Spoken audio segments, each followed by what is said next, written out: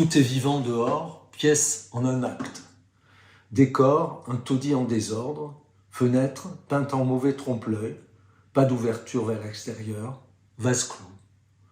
Il est assis, côté court, sur un fauteuil défoncé. Que voulez-vous, mes pauvres enfants? On vous a mis au monde sur une planète d'occasion, un continent plein de plaies, de cicatrices, de cimetières et de radiations. Dans un pays détruit et reconstruit une infinité de fois depuis les Mérovingiens. Avec votre mère, nous étions jeunes quand nous vous avons fait, mais le temps ne traîne pas et il nous a salement rattrapés. 3 ampoules, une bleue, une jaune, une rouge, s'allument et se mettent à clignoter sur un canapé mal en point en fond de scène. En tout cas, je vous ai tiré d'un drôle de pétrin. Pensez à tous ces gamins qui ne naîtront jamais. Ils aimeraient bien être à votre place et exister. La vie, je vous l'ai donnée. Rien n'est gratuit dans notre société mercantile. À l'époque, vous n'étiez pas en état de signer un contrat. Autrement, vous auriez endossé des 2 mains une reconnaissance de dette éternelle. Vous ne pourrez jamais me rembourser. Tout l'or du monde ne vaudra jamais un instant de vie, même effiloché et crasseux, d'avoir été piétiné 3 jours durant dans un couloir de métro. Vous en connaissez des gens qui préfèrent ne pas exister?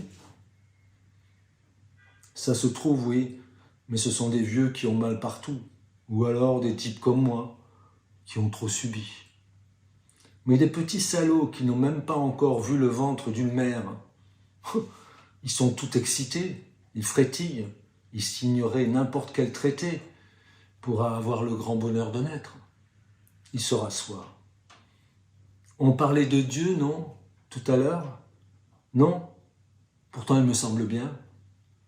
Vous vouliez visiter une mosquée, une maternité, baptiser un mouflé? Qu'est-ce que vous avez décidé? Le faire doucher à l'eau glacée ou lui faire couper la verge? Avec votre mère, on vous a baptisé nous-mêmes. À la maison, dans les toilettes. Elle vous a tenu au-dessus de la cuvette et je vous ai arrosé de mon sperme pour fêter votre venue au monde. Mais j'ai raté mon tir. Je me souviens encore de mes spermatozoïdes qui gisaient ventre à l'air sur le carreau comme des poissons morts. Il prend une petite assiette poussiéreuse posée par terre. Il la tient comme s'il attendait qu'on le serve. On en était au dessert? Non? Non? Il repose l'assiette par terre. Il se lève, s'approche d'une fenêtre en trompe-l'œil très mal peinte sur la paroi du décor côté jardin. Et puis, vous m'énervez avec vos déjeuners au beau milieu d'une averse. Vous avez vu cette ville? Elle est toute mouillée, été comme hiver. Aucune saison, de l'eau grise, comme des larmes de mineurs de fond. Des vitres qui ont dû quand même coûter quelque chose. Tout ça pour voir des passants trempés à longueur d'année? Vous parlez d'une escroquerie. Les ampoules clignotent. Ils se tournent vers elle comme s'ils les écoutaient. Il y a du soleil. Du soleil. Pourquoi pas?